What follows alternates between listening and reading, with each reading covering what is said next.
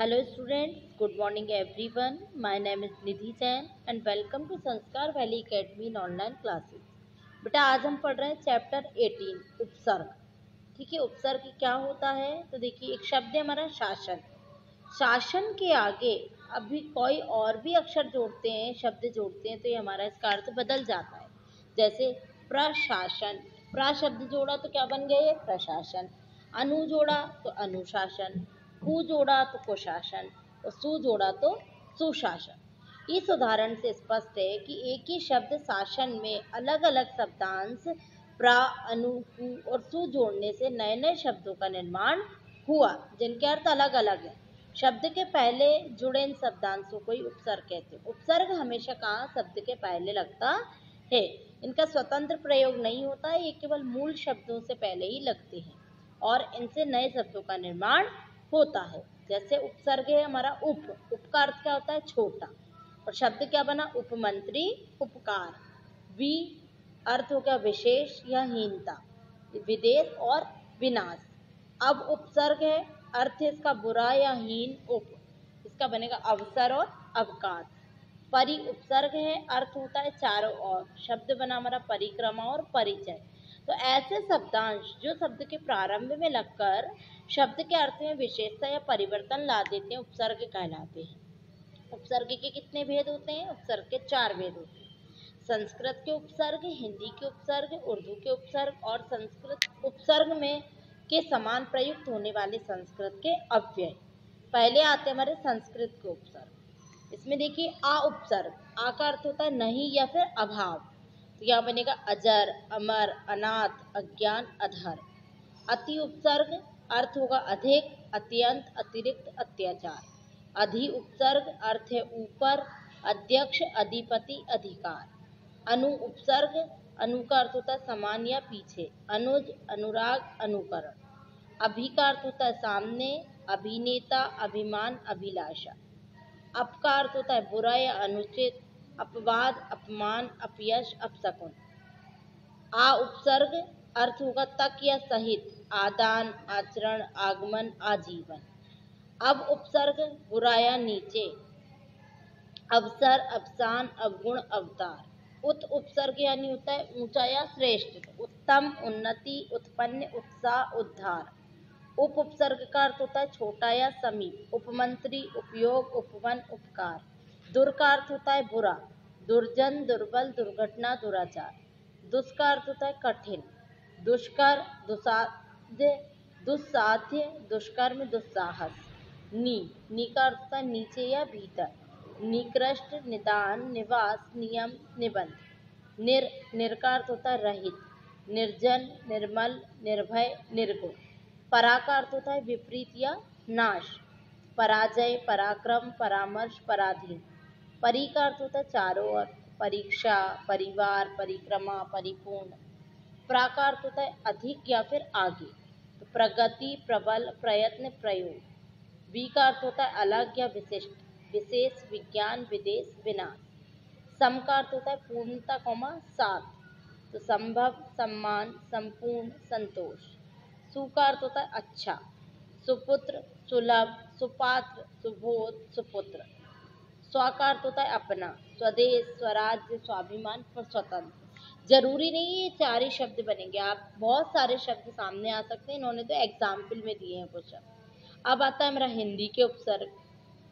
हिंदी के अध, अध का मतलब होता है आधा, तो इसका शब्द बनेगा अधपका, अधमरा, अधकचरा।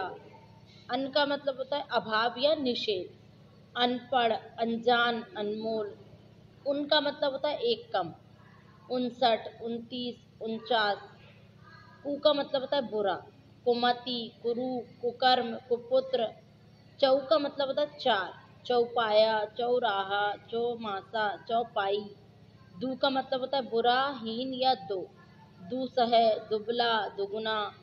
बिन का अर्थ होता है बिना, बिन मांगे, बिन खाए, बिन ब्याही।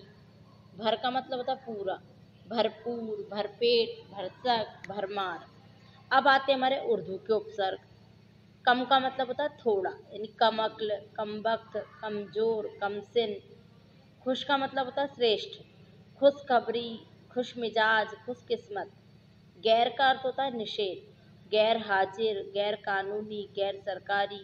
ना का मतलब होता है कमी, नाराज, ना समझ, नालायक, नामुमकिन। बा का अर्थ होता है से या के साथ, बनाम, बखूबी, बदौलत। बद का अर्थ होता है बुरा, बदनाम, बदमाश, बदसूरत, बदबू। बे का मतलब होता है बिना, बेईमान, बेवकूफ, बेचारा, बेइज्जत। बा का अर्थ होता है के साथ, बाअदब, बाकायदा। ला का होता है बिना, ला इलाज, लापरवाह, लावारिस। सर का होता है मुख्य, सरताज, सरदार, सरपंच, सरकार। हम का होता है साथ, हम उम्र, हमराही, हम जोली, हम सफ़र। हर का होता है प्रतीक, हर दिल, हर तरफ, हर साल। अब जो चौथा नंबर का है, उपसर्ग के समान प्रयुक्त होने वाले संस्कृत के अव्यय। अंतः यानी भीतरी, अंतःपुर, अंतःकरण। अंतर मतलब भी भीतरी होता है, अंतर्मन, अंतरात्मा, अंतरराष्ट्रीय। अधः मतलब होता है नीचे, अधोमुख, अधोगति, अधोपतन। अलम मतलब होता है पर्याप्त, अलंकृत, अलंकार, अलंकरण। आवि, आवि का मतलब होता है प्रकट, आविर्भाव, आविष्कार।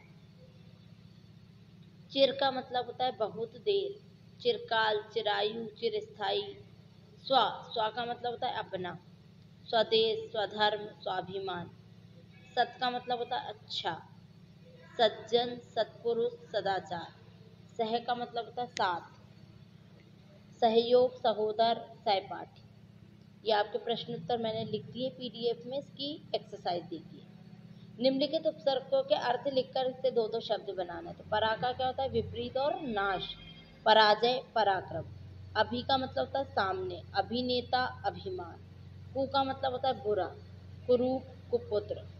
प्रति का मतलब होता है विरुद्ध या सामने, प्रतिनिधि, प्रतिदिन। अनु का होता है समान या पीछे, अनुराग और अनुकरण। अब क्या है, निम्नलिखित शब्दों में के लिए प्रयोग किए गए उनके उपसर्ग लिखने सामने।